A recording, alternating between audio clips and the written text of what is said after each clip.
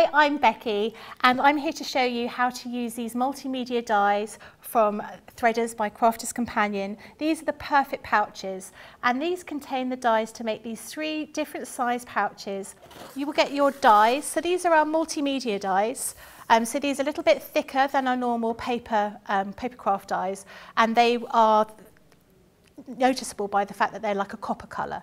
So you'll get 3 different sizes of the actual bag shape. So these are these ones here with the kind of zigzag, and then you get this one here which is for making the pocket. So they're very simple to use. You will take your first die, and you'll see that you've got a shape here, or lack of shape here. This is where you have your fold of your fabric. So you will fold your fabric in half, so the fold line is here, and then you'll run it through your die cutting machine, and then you get a whole piece of fabric the right size. So that's how these will all work, including the pocket. So the pocket is just a little rectangle.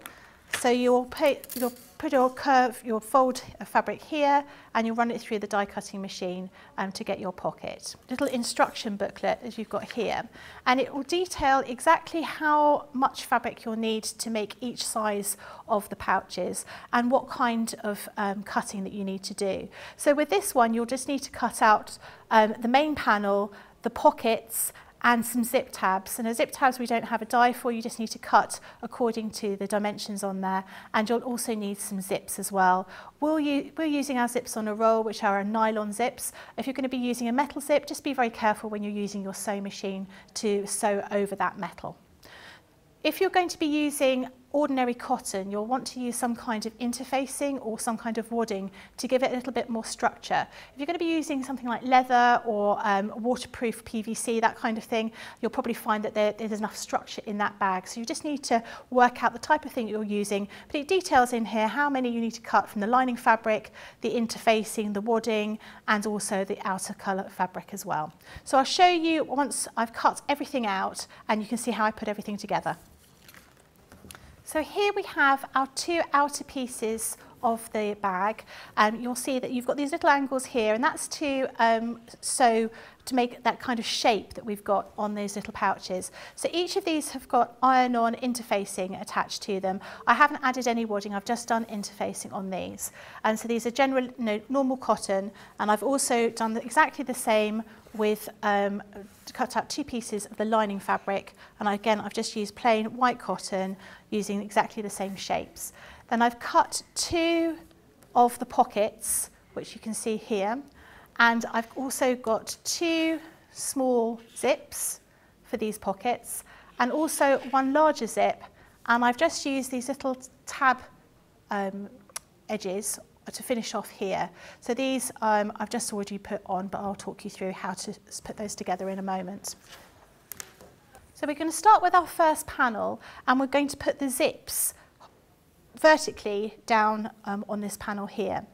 So for this we're going to need 1 piece of the outer panel, and we're going to need both of those little pockets and both of those little zips, just so. And we're using the Threaders zip insertion tool. If you don't have one of these, you can make do just by measuring according to the dimensions in the booklet, but it does make everything a lot easier if you do happen to have this. So for this, we're going to turn the bag this way round because we want the zips running horizontally. I'm just going to put that to one side, and I'm going to take my zip pockets first of all. So I'm going to use my heat erasable pen, and I am going to put my zip insertion tool over the top of my pocket. And I'm going to be using the 4.5 inch zip,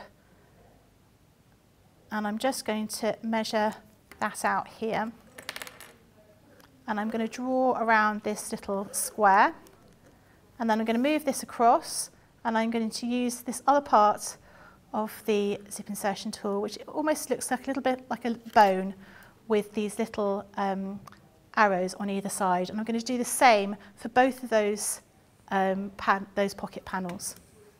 Now once we're ready, we're going to pop the pockets on the front part of the bag, and we're just going to position them in the right place, and we're going to stitch around the edge of this box here, like so. And then we're going to cut along this line and then zip into these corners and then push the zip pocket through onto the other side. And we're going to do the same with the other one down here.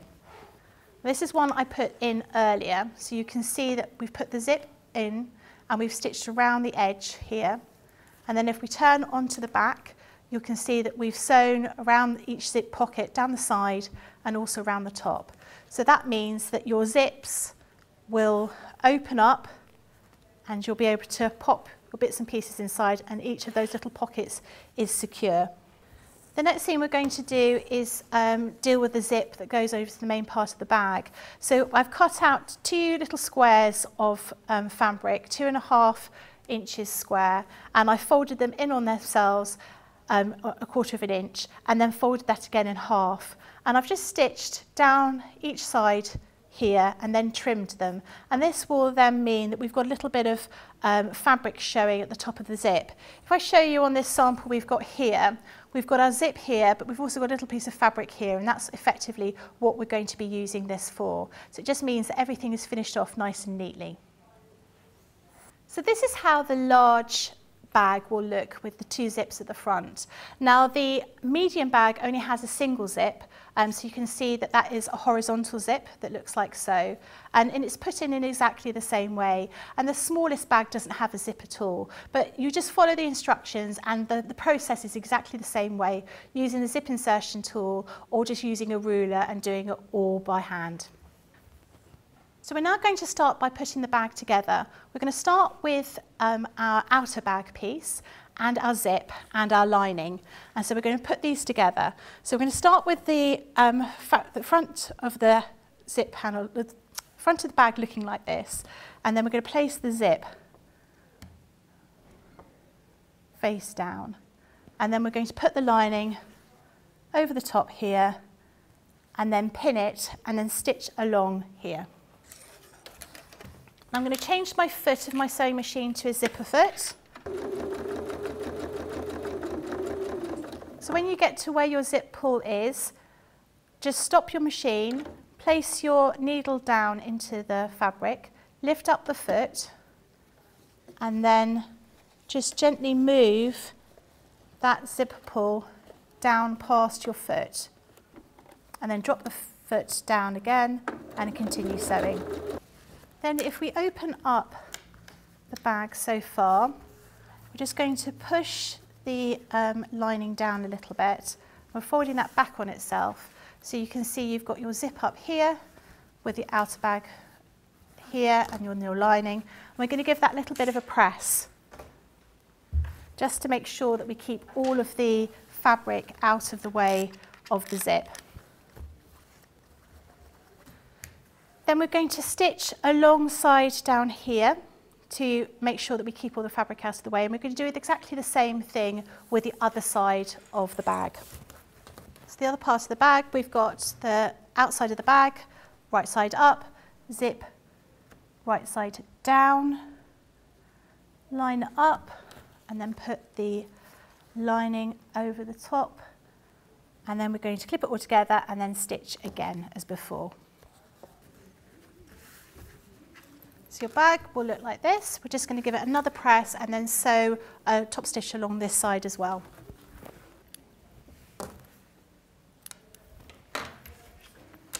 So now we've put most of the bag together. We are now going to flip it around. So we're going to put the 2 linings together and the 2 parts of the main bag together. Now what we were going to make sure we're going to do is undo the zip here, so we can turn everything the right way round. Now this takes a little bit of time just to pin it all, so it's all done sort of nice and evenly. And particularly here, where you've got this point here, you've got multiple layers of fabric here, so you've got double layers of both the wadding or the interfacing and the main fabric. You've got the lining fabric, and then you've also got this tab here. So just when you stitch this piece together, just be quite slow, because this is the part where it's going through lots and lots of layers of fabric, and that might be a time when it is a little bit tricky to get it through the sewing machine. So we're going to pin it or clip it all the way around. Right, so now I've pinned everything together, we're going to start stitching. Now I've made a couple of little marks just here and here. I want to keep this gap, this is my lining fabric here, I want to keep this gap here so I can turn everything around. And I don't want to sew around these, I just want to sew down here, here, here, here, and that part just here. So it does show you all of this in your instruction guide. So you're just going to put it through using a 2.5 inch sewing length and using your normal 1/4 of an inch as seam allowance. So now we've stitched all the way around the outside, we are going to sew these little corners over here. So what we're going to do is we're going to hold your two pieces together. So this is we're going to start with the lining first of all. So we're going to hold these two pieces together and we're going to just sort of match up these pieces across like so. So you should just match up like that, and we're going to stitch those together. And we're going to do the same with both corners of the lining and both corners of the bag, and then that will make those little sort of pockets that effectively make the bag sit up at a little angle, so they're shaped a little bit like a kind of bucket. And we're just going to sew across all of these corners. So we've sewn up all of these different corners now, and our bag is ready to turn the right way round. So remember, we've got this little hole in our lining. So we are going to pull our bag through that little hole.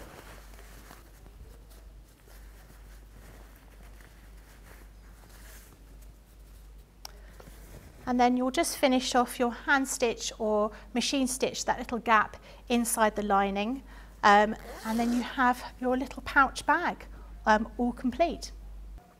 The large bag has 2 vertical zips, the medium one has 1 horizontal zip, but the small one doesn't have any zips at all apart from the one on the very top. They're all made in exactly the same way, you just follow the different instructions using the slightly smaller or larger dies to put them together, and these are the perfect pouches from Threaders by Crafters Companion.